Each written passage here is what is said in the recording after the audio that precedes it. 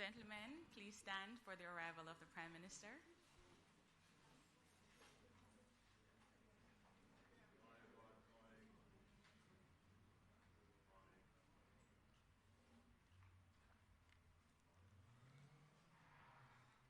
You may be seated.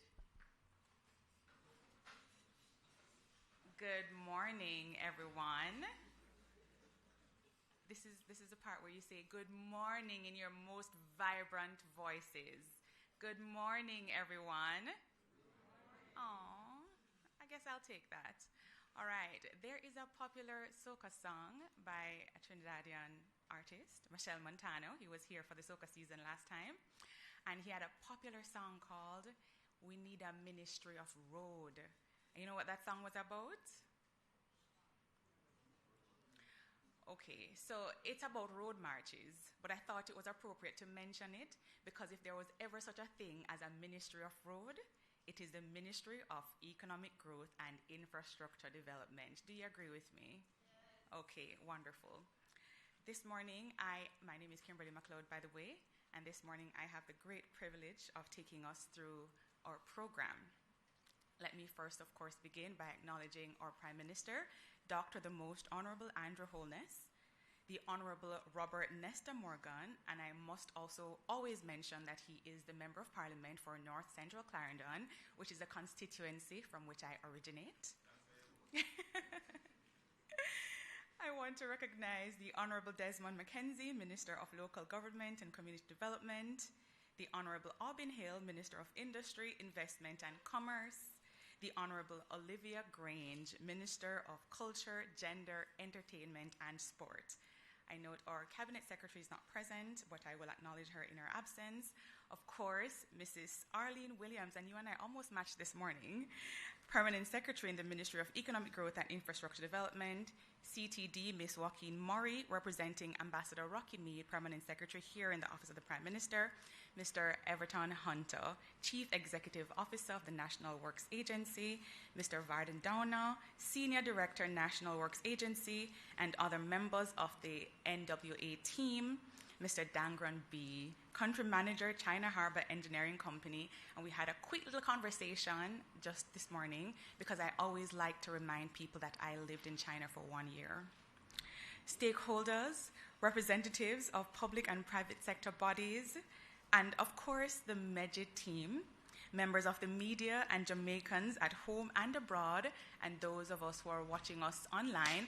And I just saw a member of the OPM team said that I should give a special acknowledgement to our OPM team, so I'll use this opportunity to acknowledge our OPM team who do such a wonderful job of covering the work of the Prime Minister.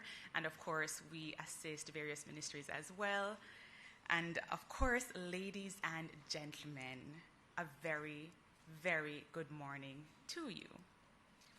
It is an absolute pleasure to welcome you to the Office of the Prime Minister for the launch of the Spark Main Road Program. Consultations across 63 constituencies, $45 billion invested, 610 roads selected. This is a very big deal.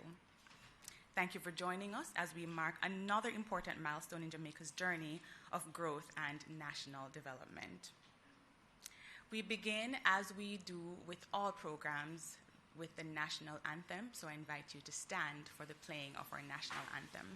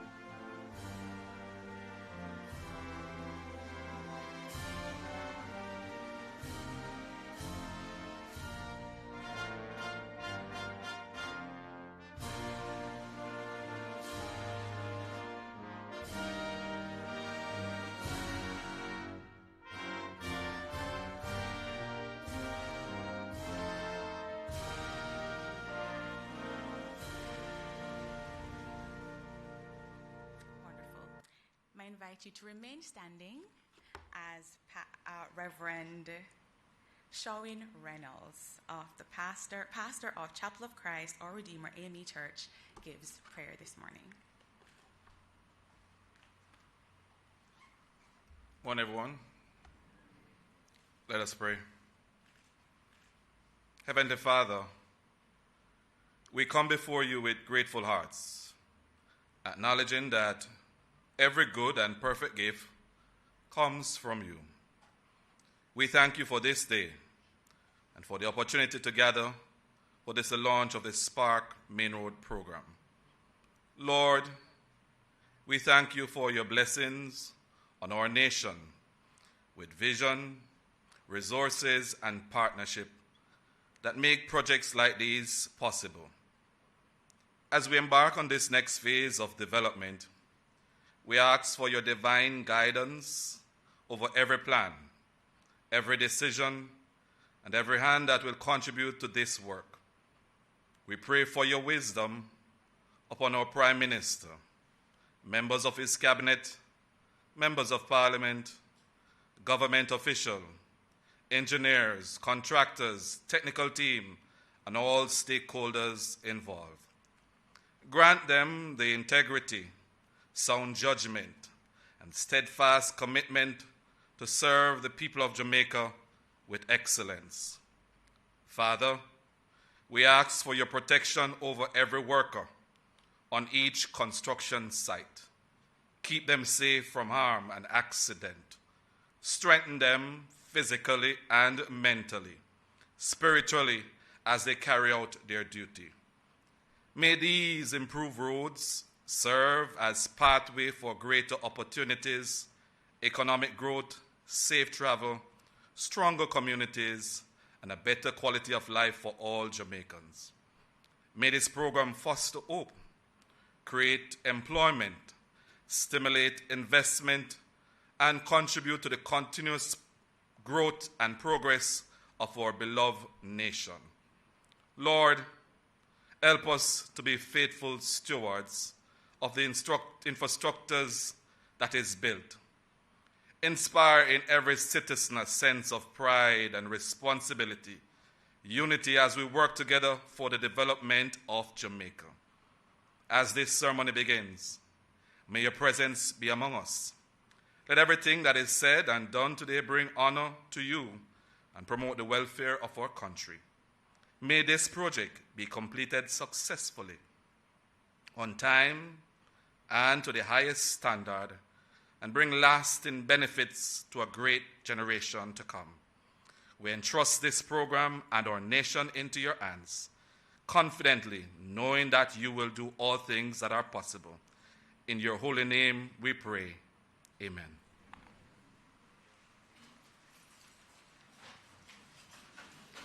Thank you ever so much, Reverend Reynolds. Ladies and gentlemen, we are going to be moving smoothly through the program. And it is now my great pleasure to invite a public servant. It's always my pleasure to invite her to the podium, who speaks with so much conviction and who ensures that government projects are translated from policy to action. Permanent Secretary in the Ministry of Economic Growth and Infrastructure Development, Mrs. Arlene Williams. Thank you so much, Madam MacLeod. It is indeed a very good day for us to be here, and so I welcome you very, very warmly. Thank you, Pastor, for that prayer. Indeed, I believe in prayer, and I think we all do. Protocol was established, so allow me just to mention our Prime Minister, Dr. the Most Honorable Andrew Holness, who is the Prime Minister and Minister of Economic Growth and Infrastructure Development, Honorable Robert Morgan, Minister with responsibility for works. It's very good to see our cabinet ministers here. Welcome. So very, very good to see you. And of course, we have Mr. Vard E.G. Hunter from the National Works Agency, Mr. Varden Donner, who will make a presentation this morning. The reps from the China Harbor Engineering Company. And of course, I want to acknowledge our students. Where are they? From the universities. Yes, welcome. You're valuable partners. Members of the media, of course, and all of you, I welcome you very, very warmly. I think the chairman has done an excellent job at welcoming you, but I want to add my very own welcome. We do not take your presence here this morning for granted. It is my distinct pleasure to welcome you to the launch of the Spark Main Roads component, one of the Government of Jamaica's most significant investments in modernizing our transport infrastructure and strengthening the foundation for sustained economic growth. The true measure of government is not simply the policies developed, but the results delivered for its people. Today, we mark another important step in delivering infrastructure that improves lives, strengthens communities, and expands opportunity. Think about the economic and social benefits that roads provide. They connect communities, support businesses, move agricultural produce to market, facilitate tourism, improve access to schools and healthcare, and keep families connected. When roads deteriorate, the consequences extend beyond the traveling public. Businesses face higher costs, productivity declines, and economic opportunities are constrained. That is why the Spark Main Roads component is so important. Through this initiative, approximately 170 kilometers, this is the main road parts now, of Jamaica's primary road network will be rehabilitated and upgraded. These are vital transportation corridors that serve thousands of motorists daily and support commerce, investment, and national development. The work extends well beyond resurfacing. They include not only the reconstruction of severely deteriorated sections, but also drainage improvements, slope stabilization, rehabilitation of retaining walls, upgraded road markings and signage, pedestrian safety enhancements, and improvements to bridges and culverts where required. Importantly, resilience is built into every aspect of the program. As Jamaica experiences more frequent and intense weather events, our infrastructure must be designed not only to meet today's needs, but to withstand tomorrow's challenges. Spark reflects our commitment to building infrastructure that is stronger, safer, and more resilient. Spark is a strategic investment that supports economic growth and improves the quality of life for all Jamaicans. The benefits are already being felt and will continue to be felt across the country through better connectivity, safer roads, improved access to commercial centers, agricultural districts, tourism destinations, and essential public services, while reducing travel times and vehicle operating costs. And I want to just pause here to tell a little story. Recently, I was traveling to a function, and I recall, I was reflecting on what PM had said about the elderly and how he was feeling very empathetic towards them. For example, when they fell into the potholes or things like that, and the jerks. And so while I'm not old by any means, we fell into a pothole while I was on that journey, and I was suffering from a crick in my neck, and I tell you the truth, I bawled out because it was so painful. And the driver was even apologizing to me for going into the pothole. But admittedly, we are experiencing less and less potholes, not true? I wanted to say yes because it's true. And so, delivering a program of this scale requires strong partnerships. And so I therefore acknowledge the contractors, led by principal contractor China Harbour Engineering Company, National Works Agency, the consultants, or utility providers, as well as the many technical professionals whose expertise and commitment have brought us to this important milestone. I also want to thank in advance the communities and road users who will be affected during the construction. We recognize that these improvements will bring temporary inconvenience, and the inconvenience will be temporary. But your patience and the cooperation will help to deliver infrastructure that will benefit Jamaicans for decades to come. Ladies and gentlemen, the Spark Main Roads component demonstrates the government's vision of infrastructure as a catalyst for national development. Infrastructure is ultimately about people. Every road we improve shortens a journey, strengthens a business, connects a community, and creates new opportunities. That is the true value of the investment we launched today. And so, as Minister Morgan, as you work tirelessly to roll out this very important journey in the lives of the Jamaican people, and I hope we're taking notes and we're documenting the improvements that our road network, are bringing to our people. May we remain very grateful. May we remain steadfast. As comedian, motivational speaker, and author Steve Harvey famously stated, the road to success is always under construction. Therefore, as we officially launch this important initiative, let us continue to work together with purpose, professionalism, and partnership to build infrastructure that serves today's needs while preparing Jamaica for tomorrow's opportunities. Thank you all for joining us today. God bless you. Thank you so much, Permanent Secretary. And as she says, roads equal productivity, efficiency, ease, convenience. And so we look forward to that, even though we understand that there will be some inconveniences along the way. But the road to success is always under construction. At this time, I have the pleasure of inviting a minister who is totally devoted to delivering better quality of roads, better infrastructure to our country, Minister Robert Nesta Morgan. Thank you very much to my constituent, who does not give me a break. She does call and question about the water on the road, so I don't get away. And I can't hide from her because she works at the office of the Prime Minister. Good morning, everyone.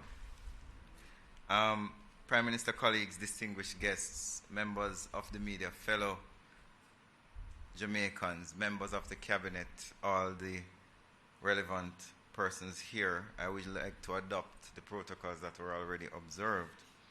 Thank you very much for being here this morning. I recently saw a comment on social media. The person said, yes, Spark roads are being done, but we cannot drive on Spark roads alone. And it may have been intended as a criticism, but I found it an important acknowledgement that Jamaicans are seeing that Spark roads are being done.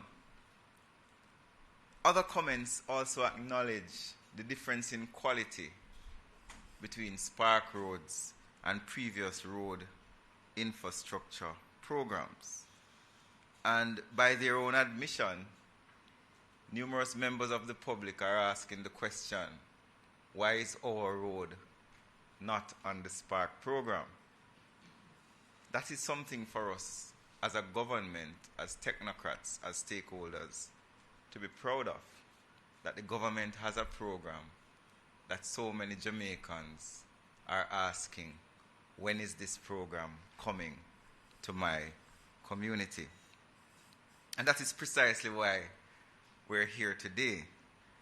The roads leading to our schools, our hospitals, our town centers, our markets, plazas, government services, transport hundreds of thousands of people and facilitates billions of dollars of economic activity. They are not simply surfaces that we travel on. They are arteries through which the Jamaican economy moves. Every day, approximately 12,000 trips are made along Residils Road, 45,000 trips on Washington Boulevard, more than 38,000 on Oxford Road, approximately 33,000 on Port Henderson Road, and then you have about 23,000 traveling between Old Harbour in St. Catherine and Freetown on the border with Clarendon. Those 5 corridors alone account for 150,000 trips. And I'm not going to extrapolate how many people are in those vehicles. These are workers trying to reach their jobs, students traveling to schools, patients seeking health care, businesses, Minister Hill, transporting goods, and families carrying out their ordinary activities in life. When the Prime Minister launched Spark, his launch was a demonstration of the vision of infrastructure development for this government, a transformation as to how we would be building roads for the future for the benefit of the people. And today, at this launch, it's a further demonstration that we put these people, the people of Jamaica, at the forefront of our minds in designing the roads of the future. So Spark is a $45 billion infrastructure program. And for the first time in Jamaica's history, over 300 community roads are now in the process of being constructed. I have to repeat it over and over again, Minister Grange. There's never been a time in Jamaica's history that the government has attempted to rehabilitate 300 roads in the span of 2 years. And I think that is something we should congratulate the government and the people of Jamaica for. 37 main roads have been identified and are going to be publicly presented today as the priority roads for our main road program. In addition, or including, are 2 major grade separated interventions that will address critical congestion points in the corporate area. And I'll allow the Prime Minister and Mr. Downer to give you more details on those 2 major projects in the main road program. But publishing these roads in itself is an important reform because it increases transparency. And another peculiarity about the Spark program is that for the first time in the history of Jamaica, the government went to the people and asked them, which community roads are most important to you that you would like to fix? And we had consultations. Before I was Minister with responsibility for works, where the SDC, through the Ministry of Local Government, and the Constituency Development Unit here at the Office of the Prime Minister, the CDF Constituency Development Fund, went into communities, engaged stakeholders from both sides of the political aisle, and stakeholders who are not interested in politics, business people, civic groups, your neighborhood watch, the police, and said to them, tell us, how would you want your tax dollars to be spent in your community? And we came up with 630 roads. We are not going to be able to fix 630 roads under Spark 1, which is why the Prime Minister has instructed us at the National Works Agency and the Ministry of Works through the Ministry of Economic Growth and Infrastructure Development to begin the process of planning for Spark 2. This transparency allows the media and the country to have a wider ability to track the implementation of the investment that we're making. It gives Jamaicans the information necessary to measure how their $45 billion is being invested. The program, however, should not just be judged by mere announcements, contracts, or work orders. It must be judged by completed works and the improvements we have made to the infrastructure of the country. As of June, as I said before, over 300 roads have been placed in Spark work orders, and I want to thank the enterprise contractor for being here, China Harbour Engineering Company, as they have been leading, along with their local subcontractors, local subcontractors are an important part of the Spark program, and over 25 of them are currently working with the main contractor. I want to say before I go, Spark is not a patching program. And I'm repeating it again. If repeating it again means I can repeat it again and again and again, my English teacher would not be proud of that statement. Spark is not a patching program. It's a total rehabilitation of our road infrastructure. It would have been very easy, especially coming up to an election, for the government to say, let us use this money and patch every road in Jamaica. And a lot of people would have been happy with that decision. But would that decision have given the people value for money? Would it have been a proper investment in the future development of Jamaica? We do not think so. The program will address culverts, retaining structures, sidewalks, road markings, and safety features. And one of the important aspects of the program that I'm very happy about, and we did it on Grange Lane, Permanent Secretary, where we are now including features on our roads to assist the differently abled members of our community. Tactile responsiveness, so the person who is visually impaired can get a response from the road when they reach at a pedestrian crossing, when they are reaching a challenging intersection. These things have not really been done in Jamaica before, and that is now a core part of the Spark Main Road program. You have all been given the Spark Handbook. In it, you will see very important information about how the program is structured. You will also see a list of the allocations for community roads that have been made to each constituency across the island. You will also see a list of some of the main roads that will be repaired over the next 12 months or will be rehabilitated over the next 12 months under the Spark Main Road program. I'm asking you not to keep the Spark booklet as a secret. Please share the information with everyone that you have the opportunity to share with. The difference between a quick fix and an enduring investment is the Spark program, and I want to thank the contractors, the National Works Agency, for carrying out the clear mandate that has been given to them by the government to ensure that we have properly supervised and well-built roads. Jamaican people must receive value for every dollar spent. And while the comment on social media has elicited a response from me, Jamaicans and the government should not take for granted the significant work that we have done under the Spark program.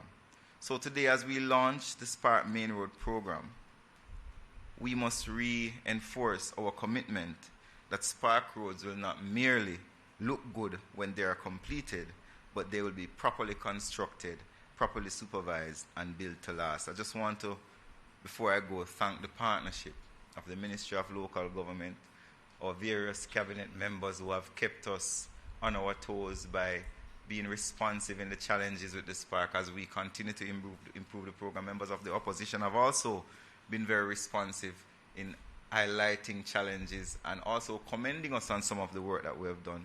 The engineers, we divided the Spark program into several sections, and one of the sections was an independent supervisory portion where the contractor who is building the road is not the same person who is approving and supervising. We want to thank the consultants as well, the members of staff of the National Works Agency, the leadership of the National Works Agency, Mr. Down and Mr. Hunter, are here.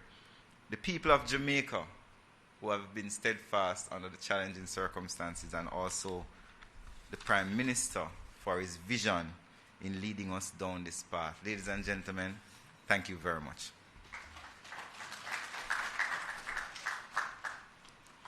Thank you so much, Minister Morgan, for that comprehensive presentation. And I'm sure we're all very excited to learn that the roads will be accommodating all Jamaicans. So it's inclusive, comprehensive, thoughtful, modern, forward-looking development of our national infrastructure, particularly our roads. At this time, I invite Mr. Varden Downer to deliver a presentation.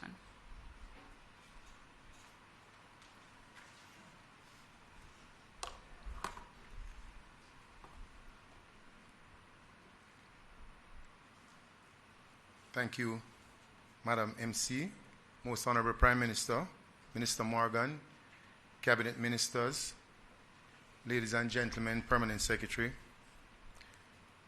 I have the task this morning of presenting to you the update, first of all, on our Spark program, focusing on the local and community roads where we are now, and then I will get into the main road component. So, as you can see on your screen, but let me just give you a summary as to what I will pretty much cover.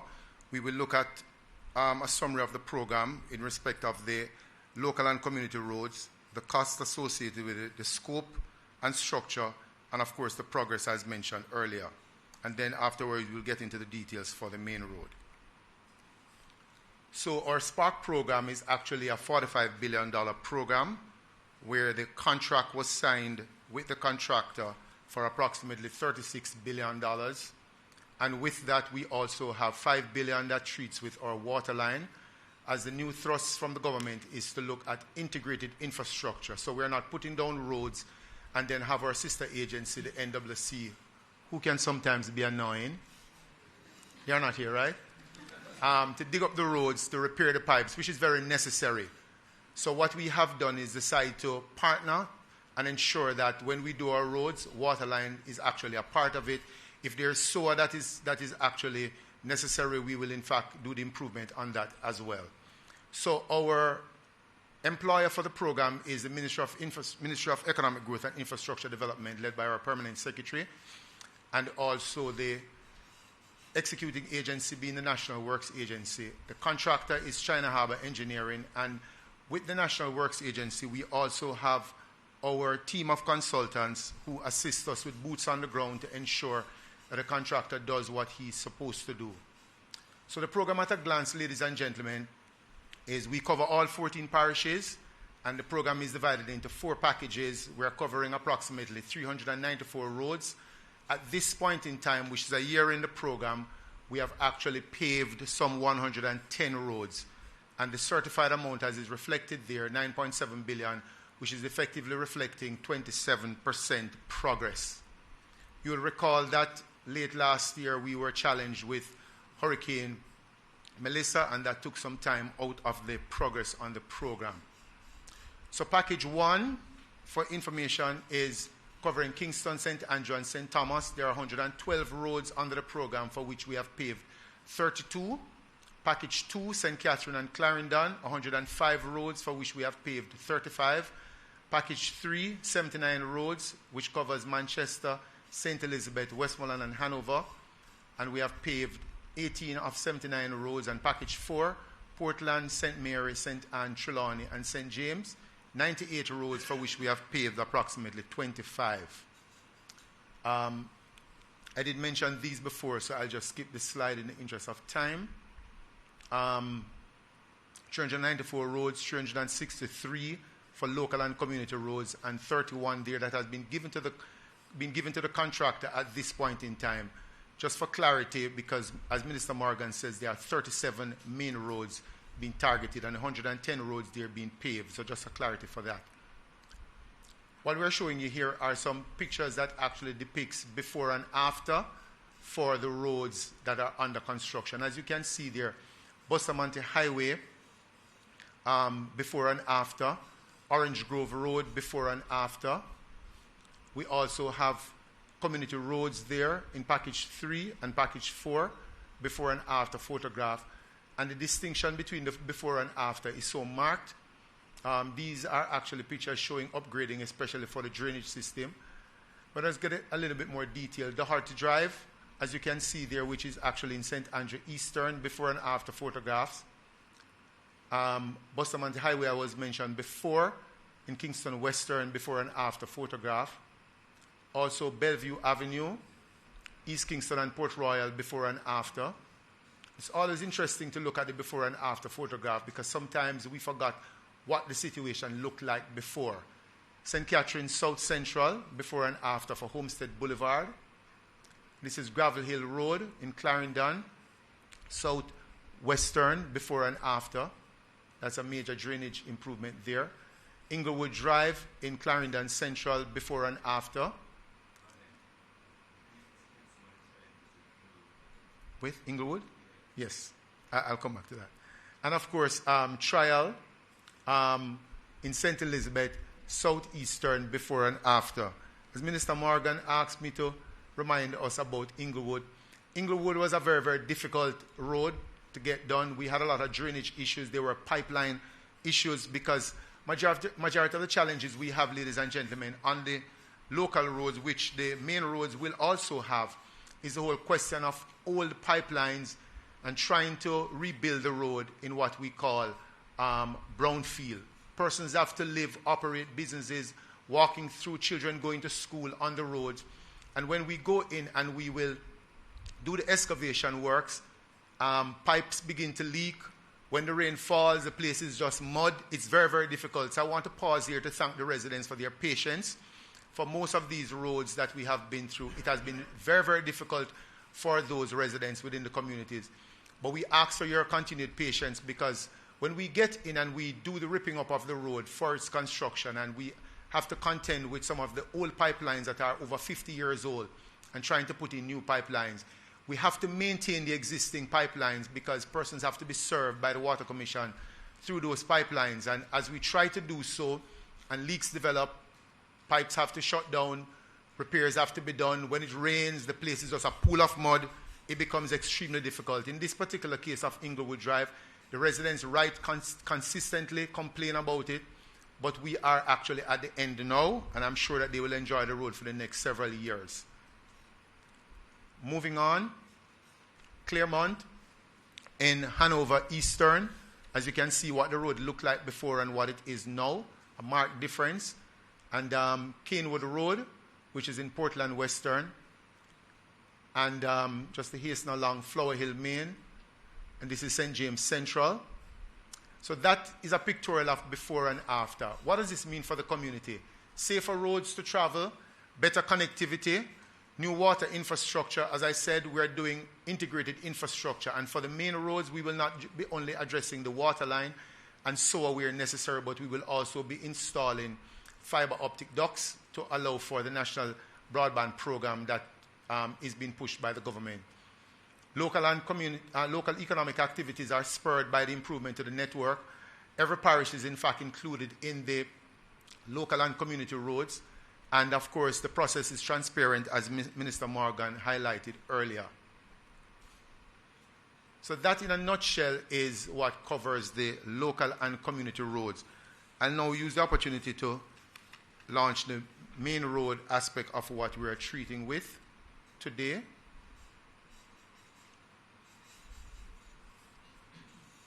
Okay, so just to remind us that roads are the backbone of national growth. So why infrastructure project matters? It improves accessibility, drives economic growth, enhances safety and resilience is a buzzword these days. And of course, it improves quality of life. So every road project is an investment in a more connected, resilient, and prosperous Jamaica. The main roads were not selected arbitrarily. We actually selected the main roads based on a data-driven approach. We sat down and spent a lot of time, and by we I mean the government overall, the works agency with the ministry, led by our Prime Minister and Minister Morgan and our Permanent Secretary. And we have in fact looked at primarily 4 factors, but we have a number of others that were under consideration.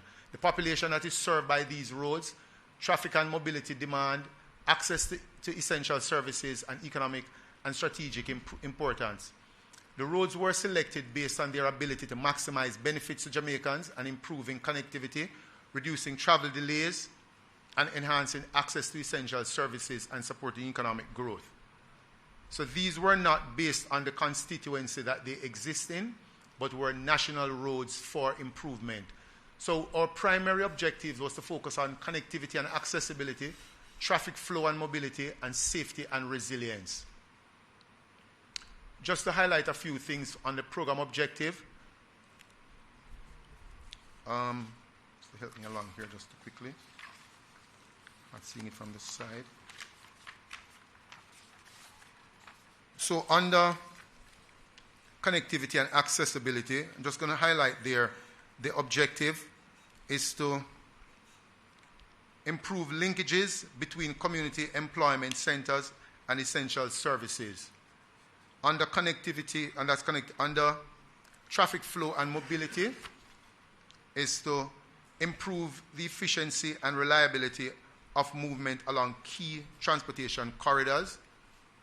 And the third one, we focused on safety and network resilience, transform roads to being safer, more resilient corridors that can better serve citizens and withstand future demands. So at a glance, summary of the Spark Road program, the estimated cost based on the improvement that is proposed for this particular component of the Spark program, which is the main roads, and primarily treating with the grade separation for two of the roads that Minister Morgan mentioned earlier. We're looking at a budgeted figure of some 25 billion Jamaican dollars. 37 roads will be improved across the island. And just a slight correction there, while we have 10 parishes, a closer look at it last evening confirmed that it's actually 11 because we're actually going into Negril, which is the part of Westmoreland in Negril.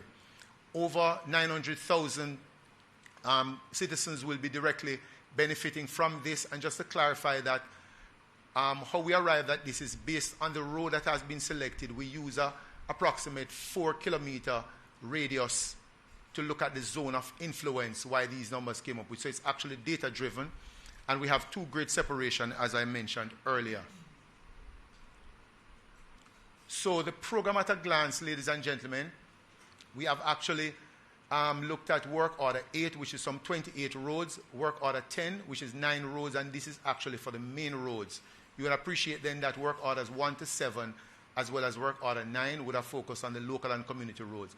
The estimated cost for these 2 work orders is some $14 billion. The estimated cost for the 2 roads in particular that we're treating with grade separation is some $6.88 billion and $4 billion, which is Don Robin Road Extension, which we'll get into a little bit more detail on that, as well as Washington Boulevard, which is between 6 Miles and Mullines Road. And at that point at Mullines Road, we are proposing a similar grade separation like we have at Red Hills Road near Calabar. Here's actually a pictorial that shows you the spread of the main roads across the entire island.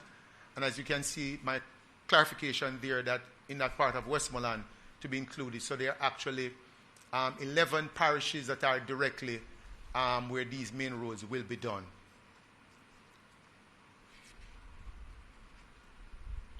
"37 roads, approximately 170 kilometers that the roads will cover. At this point in time, the contractor is mobilizing for these roads, and our contractor is here, China Harbour Engineering. These are the actual main roads, a list of main roads, ladies and gentlemen. I'll just like for your interest just to cite at least some of them. I think it's very important. Mullines Road, Seaward Drive, which is from Mullines Road going down to Olympic Way towards 3 Miles. We also have Red Hills Road, and from Stony Hill Road to Golden Spring. There's Cooper Ridge to Gordon Town to Mavis Bank. There's also Oxford Road. There is Freetown to Forepath to Whitney Turn. There is Spalding to K Valley, Chapelton to Pennant, Maypen to Soursop Turn, ending at Woods. There is Hill Run from the Toll Booth to Fellowship Hall. There is Spanish Town Bypass from Twickenham Park Roundabout all the way to Brunswick on the other side. There is also Linstead Bypass from Bogwalk to Vanity Fair. We also have planned Williamsfield to Glengough. There's St. John's, which is Kitson Town Main Road. Then there is also Gregory Park Main Road, which comes from Dyke Road to Grange Lane, that was recently completed. There is part of Port Innocent Road from Bayside to Naggerhead. There is a Salt Pond Road from Brayton to Phoenix Park. There is the Old Harbour to Freetown as well. And we also have Greenvale to Spurtree, Royal Flat to Caledonia Road, Cane Shop to Highgate Hall, Troy to Warsop, Falmouth to Wakefield Bounty Hall. We also have Claremont to Golden Grove, Brownstown to Stewarttown, Priory to Bamboo, and in St. Mary, Islington to Port Maria, and Chovy to Claremont, Gale to Guys Hill, Howard Cook Boulevard, Alice Eldemeyer Drive, Montego Bay to Great River, North Coast Highway there, covering several sections. I'm just going to highlight for you a few pictorials of what we propose to do. This is Molynes Road as is depicted there. And when we say this, for each of these roads, how the roads are defined, based on the budget that is available, we'll be doing what we call part of the road. Because Molynes Road, as most of you would be aware, extends all the way to Shorthand Road in that particular area. We also have one of the city entrances for this road, which is from Harbour View to the bottom of Mountain View along Sir Florizel Glasspool Avenue, Glasspool Boulevard, to Windward Road there. We also have Stony Hill Road to Golden Spring, and we're just covering about 10 of them here. We're not going through all of them in the interest of time. We also have Cooper Ridge, which is effectively from Papine to Garden Town and just a little bit beyond in St. Andrew. Then there is the Spanish Town Bypass, as was mentioned before. That picture should have extended beyond that, just for clarity. Linstead Bypass, as was mentioned earlier. Howard Cook Boulevard in St. James. We also have part of Hanover there, Great River to Sandy Bay, and we have Green Island to Parish Border, and of course Parish Border to Negril in Westmoreland. So in summary, what we have, as I mentioned before, are 37 roads. So this here is actually the focus on Washington Boulevard. This is now the western entry into the city. Washington Boulevard road improvement all the way to Molynes Road, where at Molynes Road we will actually have a grade separation there that will allow the traffic to move uninterrupted all the way up to Dunrobin Avenue. And the proposal at Dunrobin Avenue is for a grade separation there as well, leading to East Kings House Road, which we'll show you very shortly. So this is just a pictorial of the Washington Boulevard, 6 miles to Molynes Road, which will include an expansion of the bridge by Pembroke Hall from 2 lanes to 3 lanes. These are just some information Minister Morgan mentioned earlier. The vehicles per day at the junction in question, which is Washington Boulevard, Molynes Road, we're talking 150,000 plus, and just for one direction only, we're talking 76,000. We expect to have no issues there in terms of collision because at that time we'll have a grade separation. This is Dunrobin Road extension, as I mentioned earlier, from Dunrobin Avenue going all the way to East Kings House Road, and we'll show you a depiction of what we're looking at. At this point in time, we're actually at concept design, where we'll be discussing with our contractors and consultants with respect to the detailed design so we can get this project moving. The preliminary estimated cost is just under 7 billion Jamaican dollars. And this here is a depiction where we will have a grade separation at Constant Spring Road and Dunrobin Avenue. There's also another grade separation by Upper Waterloo Road with the new road that is actually going through. Sandy Gully area is the area that will be used to carry this road through, so we should not have any land issue as far as that part is concerned. And the Sandy Gully will remain in place. We'll be doing it similar to how we do down by 3 miles, where we will actually have piers spanning over the Sandy Gully. So the gully will still be functional, the road will be significantly above it, and to be able to carry the traffic all the way through. And of course, with this improvement, we're treating with road safety, signage, signalization, traffic improvement, street lighting, among other things, ensure pedestrian crossings for safety movement. So as I mentioned before, the main road component, we're looking at just under 1 million persons being directly affected. And of course, 504,000, we're looking there for daily traffic support, 164 schools, health centers. I just want to make sure I'm saying the right thing. School health centers, because we did look at the impact on schools for every single road. We looked at health centers, and we also look at emergency. to look at emergencies such as police, fire stations, etc. for that. Why this matters to every Jamaican? Faster, more reliable journey for commuters, reduce fuel and vehicle operating costs overall, time saved during commuting, and of course improve access and reduction in time being wasted to get to healthcare and emergency centers. So challenges as to when we are addressing these and how we will do them. Some of the challenges we have, which we all know are weather-related, land acquisition matters, and traffic disruption. Some of the mitigating strategy we have is to program our works with respect to weather patterns to ensure that we maximize when we have good weather. Land acquisition, we are doing early engagement with the critical stakeholders. And for traffic disruption, we will ensure that we program and relate to all the stakeholders, including the police, to assist us as we go about implementing the program. These are just some of the details that I think we went through earlier, so I won't bore you with that anymore. So let me thank you for your time and your patience. Thank you very much, Prime Minister.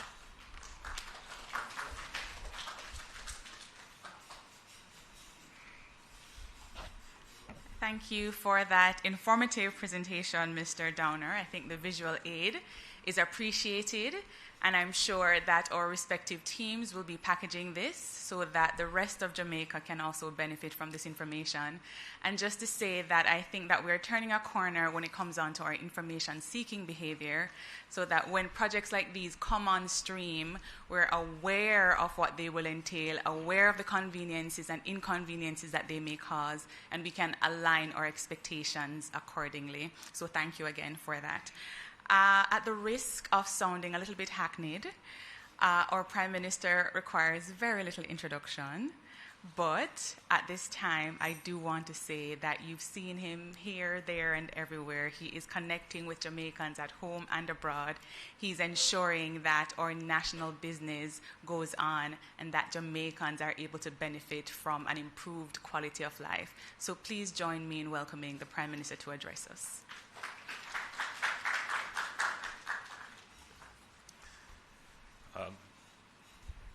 Good morning, everyone. Good morning.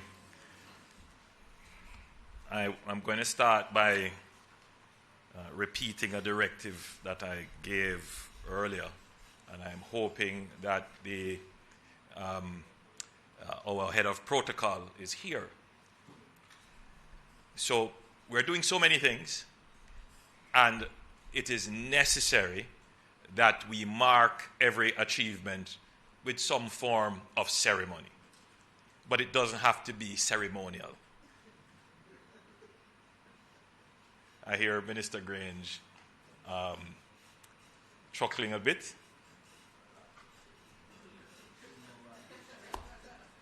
And the reason is that we have so many things to do, we need to get to the next one. So we need to move through them very quickly. So the ceremony is important to mark the event, but it doesn't have to be ceremonial. There's a description of what is a good speech. Some of you know that description. It should be long enough to cover the subject, but short enough to capture your interest. But I prefer the other one, which says a good speech doesn't have to be eternal for it to be immortal. Brevity, that is what we're seeking. So, if we could keep the ceremonies within 1 hour, that would be great. And then I see the director of protocol saying, I am at fault. Because I may speak eternally.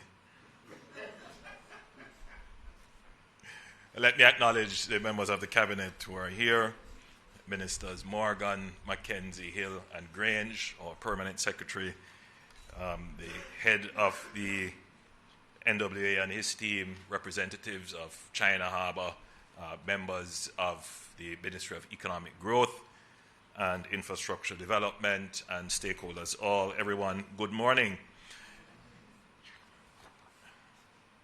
The SPARK program is a $45 billion infrastructure program. It provides $20 billion for main roads, $16 billion for community roads, and $5 billion for water infrastructure, and $4 billion for engineering, design, consultancy, supervision, and associated costs. This is very important to know. Not all of the road is asphalt and pipes. Much of what we do is about the planning for the road. So even before we put one backhoe on the road, there is a significant volume of work that is done to ensure that the road is done well and will last. In fact, the preparatory works are just as important, if not more important, than the actual implementation and construction. So I want the public to understand that for all the roads that we're doing under the SPARK program, and indeed for any roads, a large part of the budget, or rather a significant part of the budget, goes towards the preparatory work, the engineering, the designs, the environmental studies. Oftentimes we also have to do a business case, an economic case, the traffic studies. All of those things are done. And that, of course, lengthens the implementation for the road. Now, I want to acknowledge directly the frustration caused by the conditions of many roadways in Jamaica. I hear the protests, the calls to the radio stations complaining about your roads.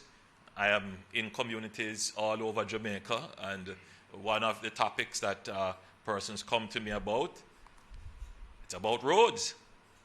I get many messages and emails and calls, and if I were to categorize them, roads would be a significant complaint. And recently, I saw an article where one of our members of Parliament, Dwayne Smith for Northwest St. Andrew, was tackled by the Citizens Association in his communities about their roads, and rightfully so. There are so many communities with roads that are deteriorating. There's nothing that I say here that any of the residents who are suffering from bad road conditions will take comfort in, because the truth is that the citizens, they don't judge the road program of the government by the contract sign or a lovely ceremony such as this one, or the billions that I am announcing. That's not what they're interested in. What the public is interested in is that when they get up in the morning, they go in their car and they're driving to work, they don't hit a pothole. They want to just drive on a smooth road and back home. And for many of them, the question, is that too much to ask? Is that too much to ask of our government? And then there are those who will say, you know, I've traveled to other places and they all have, you know, smooth roads and good infrastructure. Why can't we? And so I want to say I understand the frustration. But it is not so simple. I know that's not what you want to hear. But road, bridges, hospitals, water systems, sewer systems, they are very complicated and complex undertakings. Not to mention, they are very expensive. Very expensive. But nonetheless, your government has the ambition to deliver to you the carpets that you want, from your home to your work or to whatever endeavor it is and back. The smooth road, because it is a sign of modernity, it's a sign of development, it is part of the quality of life that you experience, and we want you to have the best experience, the best quality of life. And so that is why we have developed this SPARK program, which is the first attempt of the government to not just patch roads, but to do mass rehabilitation of roads. And I want to make that distinction. The government can patch roads, and we do patch roads all over Jamaica. But to be fair, a patching program will not bring the road network to the quality that you desire. And what you're seeing happening now is that we are beginning to patch the patches. And the reason for that, friends, is that Jamaica's road infrastructure is aged. This is a very difficult point to make to a citizen who is frustrated by the road that passes their gate. And I give you an example. So, in many of the communities in Northwest St. Andrew, in my own constituency, West Central St. Andrew, in West Kingston, but wherever it is across Jamaica, many of those roads were built more than 50 years ago. In fact, if you were to do a roster of all the roads in Jamaica and put a date as to when those roads were constructed, 90% of the roadways in Jamaica would have been constructed more than 60 years ago.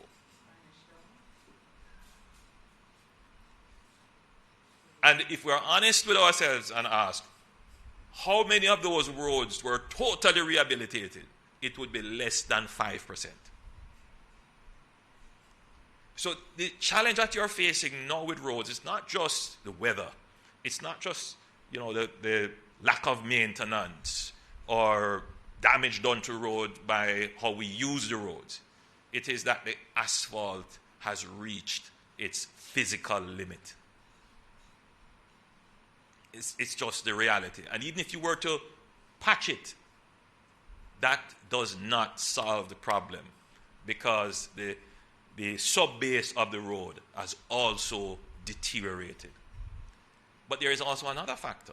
These roads that were designed and built more than 60 years ago were not designed and built for the level of rain and water that they have to carry, for the level of traffic that use them, and for the weight. So I'm not trying to ask for the understanding of the country, right? Because I do understand the frustration. But it is important that when we start to vent about the roads, we also appreciate what the challenge is. Now, you'll never escape politics in the matter of roads. So there is an argument that says there are some roads that you should focus on. So there are some main roads, there are some critical thoroughfares, and there are some roads that people are going to demonstrate for. And so, in other words, the politics can have an impact on the budget allocation.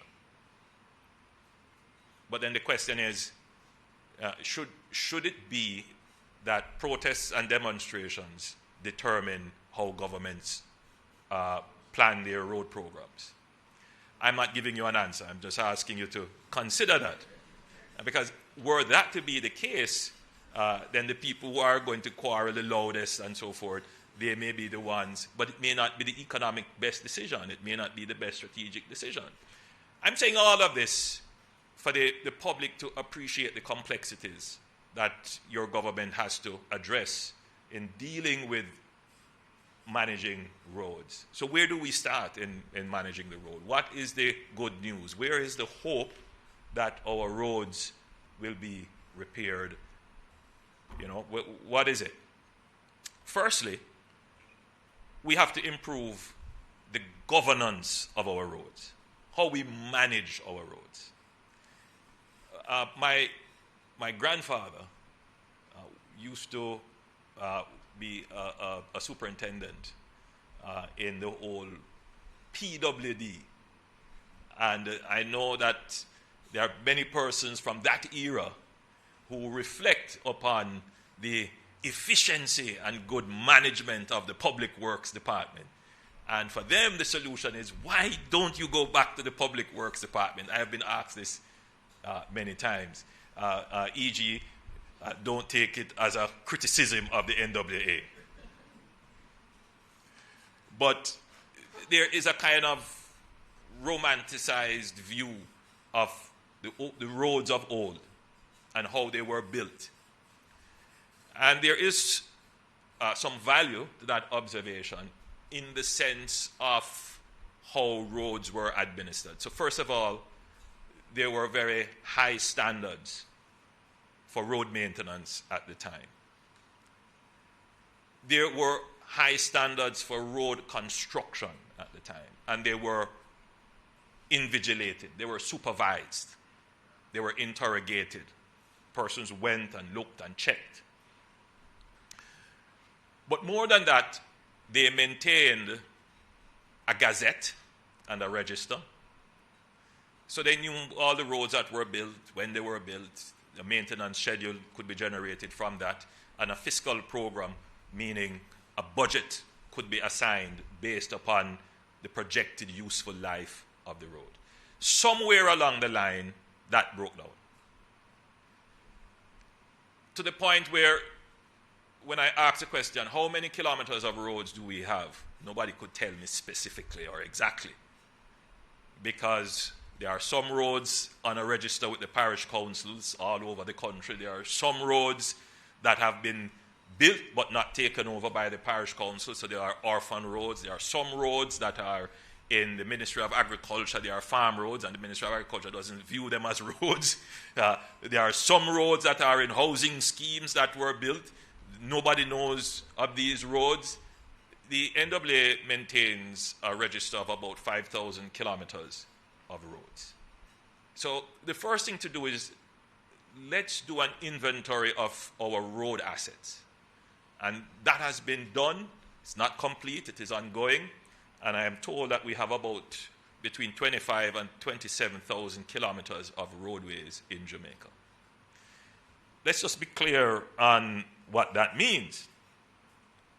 I mean, that's about 16,800 miles of roads. Jamaica's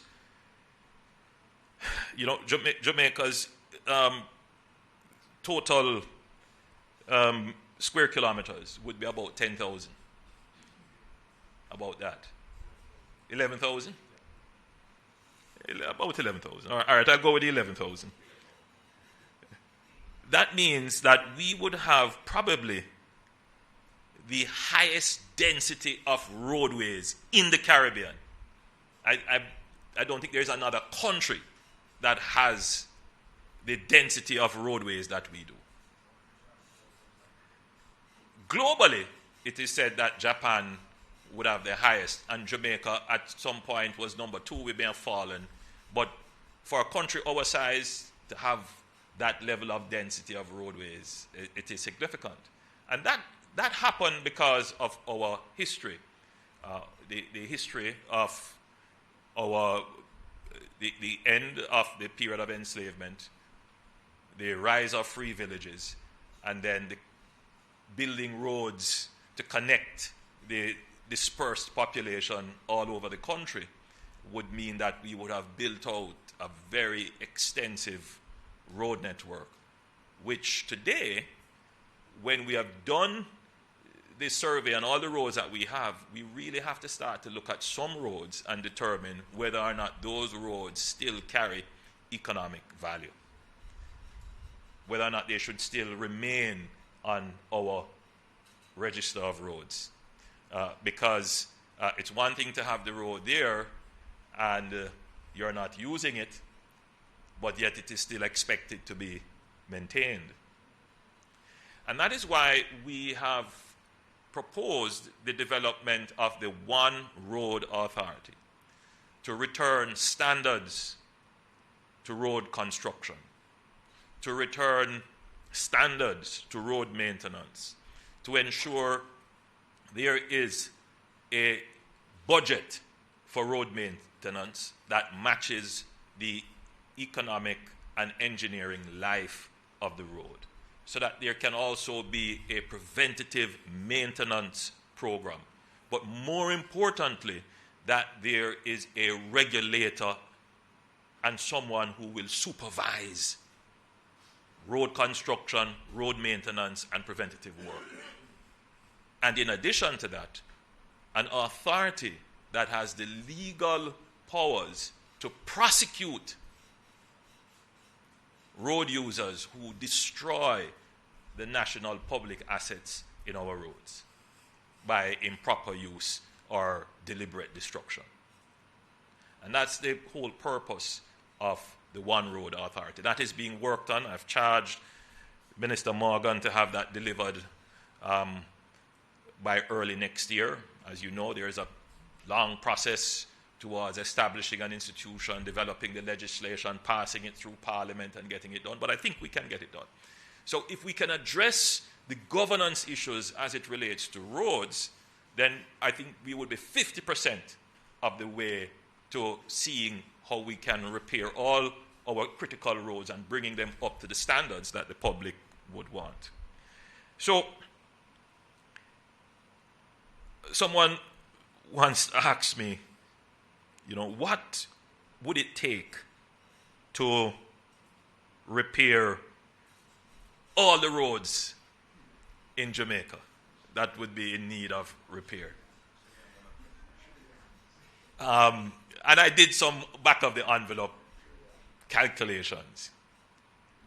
Jamaica's national budget, or last budget, was about 1.4 trillion Jamaican dollars. Just to put that in context, that is $1,000 billion. Right, that's $1 trillion. So, for us to repair, E.G. and Varden tells me that to do a kilometer of road in Jamaica properly, you would be looking at about $120 to $250 million.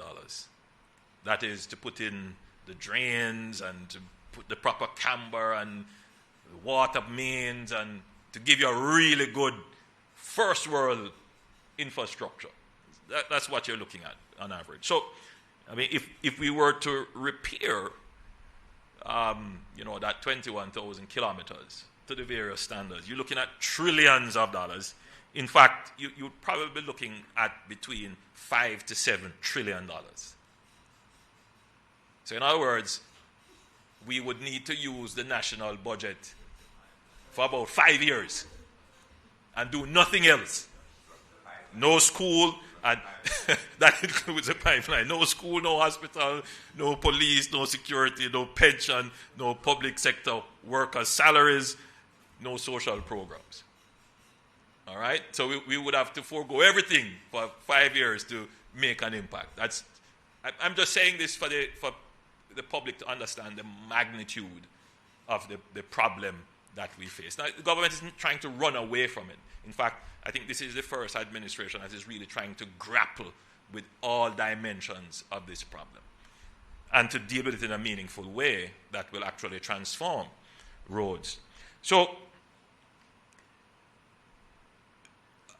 the public may not necessarily appreciate, however, that in the last 20 years, the way in which we have managed roads would have changed significantly.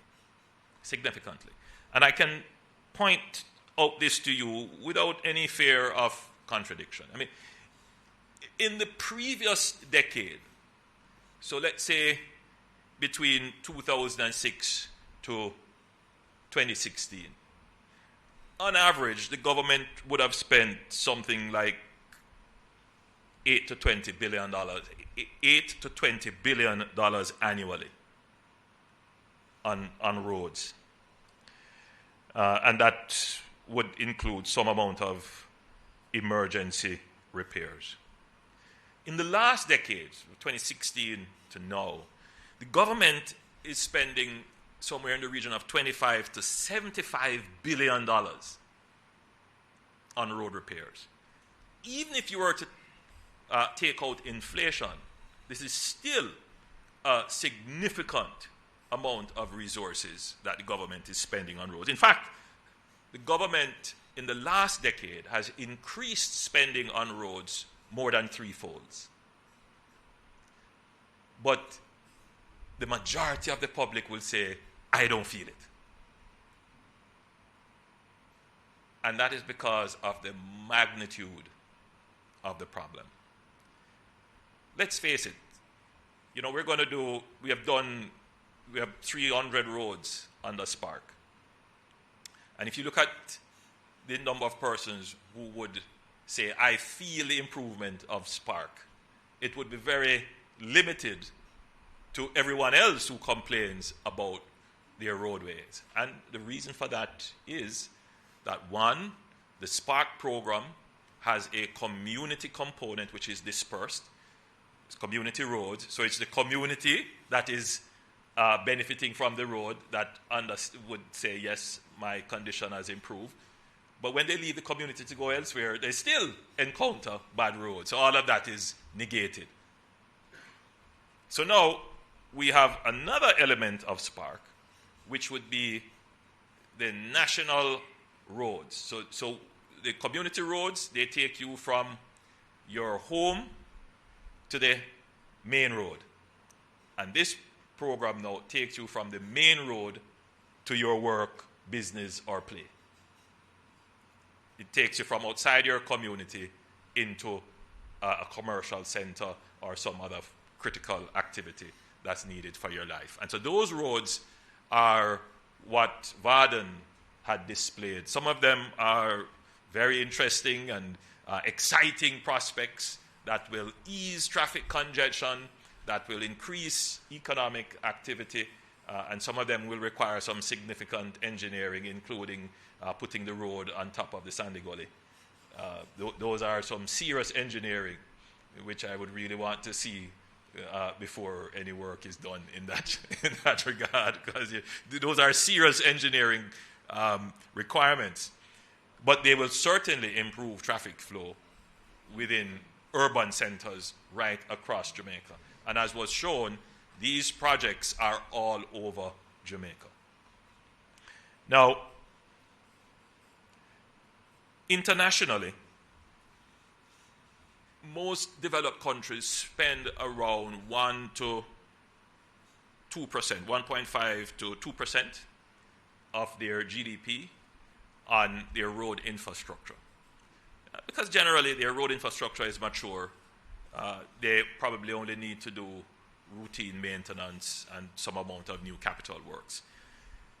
Jamaica is spending just about 2 to 2.5% of its GDP on roads. If we're going to make an impact, we probably need to be spending more like 3 to 5% of our GDP on roads. But that would be significant, because the question is, what do we cut?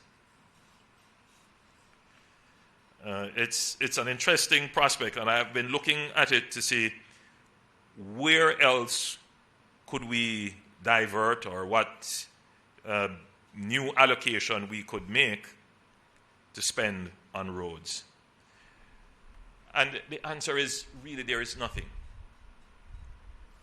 We spend about $460 billion on salaries every year. Obviously, that can't be cut. And that's the largest part of the budget. We spend quite a bit on education. We spend on health, national security, debt servicing. That's 15 to 18% of the budget. As I said, public sector compensation, that's about 30% of the budget. Grants and pensions and social programs, that's another 15% of the budget. So it's significant, what we spend on all the other things that make Jamaica run. It's quite significant relative to the challenges that we face with roads. So the only way that we're going to have an expanded budget without compromising all the other things that we're doing, is for there to be growth in the economy. That's a subject that the people who complain about roads don't always figure. Meaning that it's a balance, right? That if we're going to spend on road, where is the money going to come from? It has to come from somewhere, and it comes from growth, the productivity question. But the good thing about spending on roadways is that it helps productivity. It helps to create growth. And that's why we are making the investment as we are, these massive investments in our roadways, because they increase productivity, which will improve growth, which will give us the funds to reinvest in the infrastructure. So I hope today that I've been a little bit more clear. It's an explanation as to why it is that the roads are the way they are and what the government is doing to ensure that we can address the road conditions in the country. So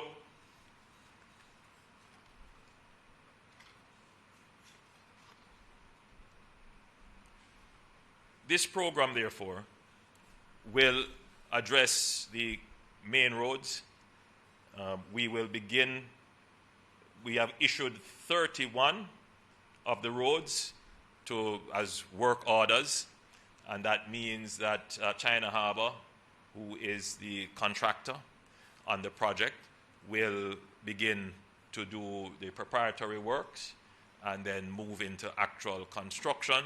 Some of them could start within a year, others may take up to a year and a half to actually see the works done. But the public should be assured that these programs are now officially launched and in train. As I close, I will say one last thing on roads. For us to be able to fix all the roads in Jamaica, we need contractors who can work at scale. One of the challenges that we're facing with the current Spark program is that we simply just don't have the contracting horsepower to manage all the roads all at once. And the government is contemplating how we can support the development of a contractor class in Jamaica. I mean, I hate to put it that way, but how we can develop the contractor capacity in Jamaica. So, to move away from the notion of the contractor as a one-man operation who is engaged on a short-term basis and operating out of their bag, essentially, to the notion of the contractor who is a corporate entity that is invested with a balance sheet that can fund, finance, and carry the works that they are contracted to undertake, and to move them to a higher level of professional conduct. We do have some contractors who are exhibiting that level of enterprise operations that we require to do this level of operations. But there are some that continually disappoint, and we will have to address that. So that as we move with this large project, with what we're going to be doing under NARA, contractors are a critical partner in our growth and development. So we are working out a policy. We'll come to the country with more details as to how we can support contractors, whether it is through training, access to financing, access to equipment, partnering with other enterprise contractors. But we have to have a framework that develops a kind of new generation of contractors who can assist, who can be the credible partners that we need to carry the infrastructure program. Look, it's not to triple your capital budget is a major thing. And we have seen our fiscal commissioner report that sometimes we can't spend the capital budget because the execution, which is a function of the contractors, is deficient. So it's one thing for us to have the funds. It's another thing to be able to implement.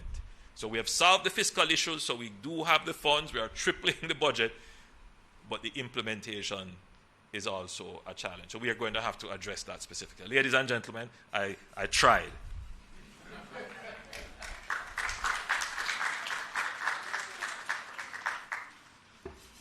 So was the speech eternal or immortal, or both?